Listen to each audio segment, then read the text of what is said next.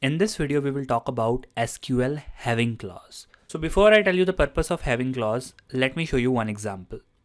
So here we have the salaries table. In this table, we have the salary column and the employee number column.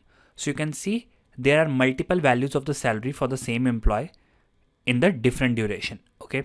So for the employee ID 10004, the salary was this much from 1986 to 1987, and the salary changes 1987 to 1988 this much, and 1988 to 1989 this much, and so on. Okay, so we have multiple salaries values for the same employees, and this could also be the possibility that we have the same salary for multiple employees. Okay, so let me just write a query with group by statement. So I will write select count of star and salary from salaries, and then here I will write group by statement, group by salary, and here I will also make use of order by statement for the column count of star. Okay, here I'm directly writing the aggregate function because this is also the column name, and in the descending order. Okay, I'll just run this query.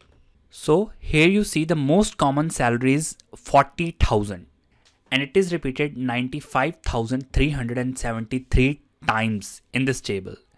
And the second most common salary is 59,114, and it is repeated 103 times. Okay, and similarly there is different count for different salaries. Let's say I only want to get these 6 records where the count is either 100 or greater than 100. So what can I do in this case? You guys might be thinking I can simply add a where clause in the statement, and I can write like where count of star is greater than or equal to 100.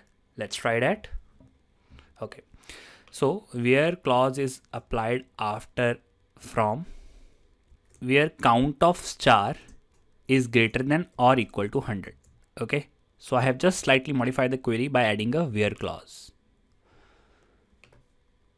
So you see we get an error here, and read carefully the error, that is invalid use of group function.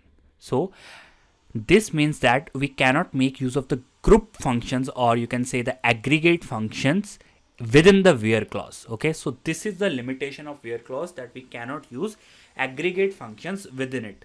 So to overcome this issue, we have to use the having clause. Okay, having clause is used after a group by statement.